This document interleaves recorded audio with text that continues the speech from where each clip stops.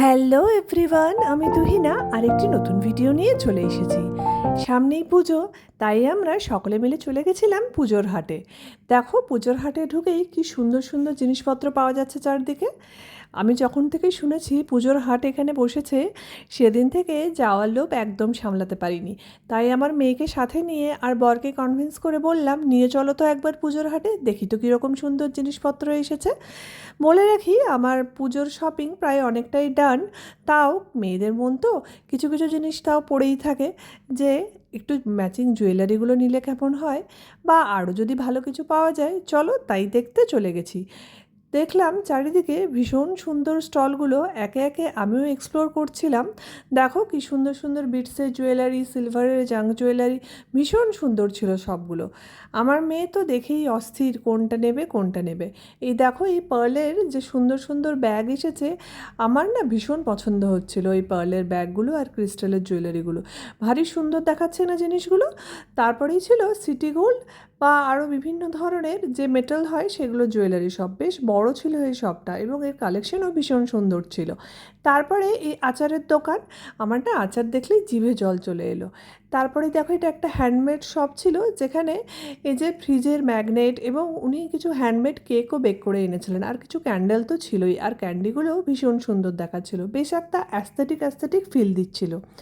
তারপরেই দেখো, অনেকগুলো জুয়েলারি দোকান তো এসেই ছিল, তাই আমরা একে একে অনেকগুলো জুয়েলারি দোকানে এক্সপ্লোর করছিলাম।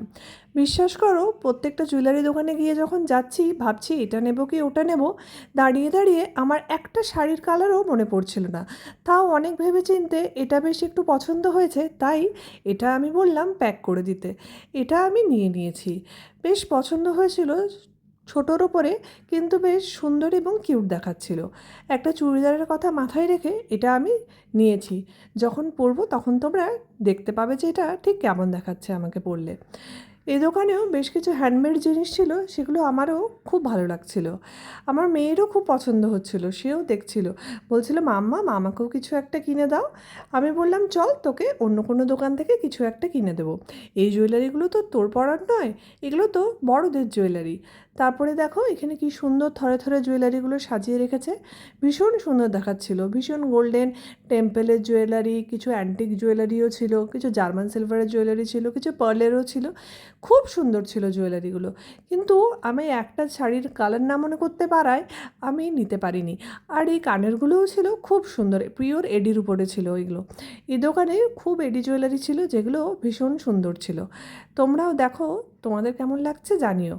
আরে দাঁড়াও দাঁড়াও, কোথায় গেছি এগুলো কিনতে, বলবো বলবো, ভিডিওটা শেষ পর্যন্ত দেখো, তারপরে তোমরা নিশ্চয়ই জানতে পারবে কোথায় এই মেলা বসেছে আর আমরা কোথায় গেছিলাম। আর এটা দেখো, সিটি গোল্ডের গোল্ড প্লেটেড জুয়েলারি, ভীষণ সুন্দর, বিভিন্ন ধরনের ট্র্যাডিশনাল শাড়ির সাথে খুব ভালো দেখায়। দেখো, আমরা আরও এক্সপ্লোর করছি চারিদিকে, প্রচুর শাড়ি আর চুড়িদার, কুর্তি সব কিছুর দোকানই এসেছিলো, সবগুলোই খুব সুন্দর ছিল। তারপরে আমার মেয়ের এই স্টলটাতে চোখটা আটকে যায়, ও বলেই দেয় যে এই স্টল থেকে আমাকে কিছু কিনে দিতেই হবে। অগত্যা আমরা ওখানে ওর নির্দেশে যাই, গিয়ে দেখি আমাদেরও তো ভীষণ পছন্দ হচ্ছে স্টলটা। কি সুন্দর সুন্দর এই দেখো ক্লিপের পাতাগুলো, জানো পুরো পাতাগুলো মাত্র 50 রুপিস করে। আমি তো একটা পাতা নিয়েই নিয়েছি, পুজোর সময় তো অনেক ক্লিপ লাগে মেয়ের, তো আমার মেয়ে কিন্তু আবার বলছে এটাও দেখো, আমার কিন্তু এটাও পছন্দ হচ্ছে। আমি বললাম না, যে কোনো একটা। তারপরে দেখো, এটা একটা কিচেন কাম লাইটার টাইপের, যেটা কিছুটা ওই ক্যামেরার শেপে। তারপরে দেখো এই পুতুলগুলো, আমরা কিন্তু ওইটা নিয়েছি আমার মেয়ের, ওটাও না খুব সুন্দর হয়েছে। রাতের বেলায় অন্ধকারে দেওয়ালে ফেললে বিভিন্ন ধরনের কার্টুনের চিত্র দেখা যায়, খুব সুন্দর দেখা যায়। আর দেখো কি সুন্দর মিনিয়েচারগুলো আছে, তারপরে টামলারগুলো তো ভারী সুন্দর দেখতে, বেশ একটা গার্লিশ অ্যাস্থেটিক ব্যাপার। দোকানের জিনিসপত্রগুলো আমাদের সত্যিই খুব নজর কাড়ছিল, খুব সুন্দর, রিজনেবল প্রাইসে দোকানটা খুব ভালো ছিল। এই দেখো, এইটা পুজোর হাট, এটা হলদিয়া টাউনশিপে আইওসি ক্লাবের দ্বারা অ্যারেঞ্জ হয়েছে, 6, 7, 8 এই 3 দিনই আছে। তারপরে দেখো, বাইরেই একেবারে খাওয়ার দোকানও লাগিয়েছে, সেখানে আমরাও দেখলাম, চলে গেলাম কিছু যদি খাওয়া যায়। অবশ্যই এখান থেকে আমরা খাওয়া দাওয়া করেছি, সেটা তো তোমাদেরকে দেখাবোই, পরবর্তী রিলে নিশ্চয়ই শেয়ার করব এখান থেকে আমরা কী কী খেয়েছি। চলো ততক্ষণে তোমরা এইটা দেখে নাও কী কী খাওয়ার দাওয়ার আছে এখানে। ওরা না এখানে স্টল দিয়েছিল, এখনকার জন্য টাটা।